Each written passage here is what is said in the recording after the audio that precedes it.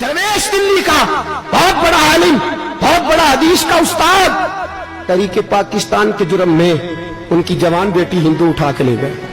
जवान बेटी हिंदू उठा के, इन जालिमों से पूछो, इन वडेरों से पूछो, तुम अपनी कुर्बानी तो बताओ। तुम्हारे वालिदैन तो बैठे हुए थे अंग्रेज के कदमों में, तुम तो जूते साफ करने वाली कौम हो, यहाँ हुक्मरान बन गए। मौलाना अमीरुद्दीन की जवान बेटी ले गए। और हजरत के पास लोग आए, मुझे बताओ बेटियों की तकलीफ कितनी बड़ी होती है।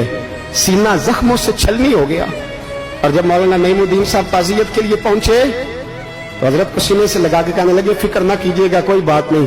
मौलाना अमीरुद्दीन साहब कहने लगे, हुजूर बस पाकिस्तान बन जाए, मेरे रसूलुल्लाह के दीन का झंडा बुलंद हो जाए, एक बेटी क्या, मैं हजारों बेटियां कुर्बान करने को तैयार, मैं तैयार हूं देने के लिए औलादे।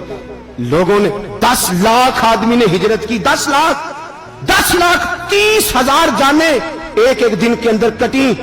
लोगों के खूनों के ऊपर बना हुआ ये मुल्क, और इसके अंदर कभी कोई गद्दार आके बैठ जाता है, कभी कोई मक्कार आके बैठ जाता है, कभी कोई अय्याश आके बैठ जाता है, कभी बच्चे कत्ल होते हैं, कभी बच्चियों की इज्जतें लुटती हैं, कहीं 71 जनाजे इकट्ठे होते हैं। जालिमों को शर्म तक नहीं आती।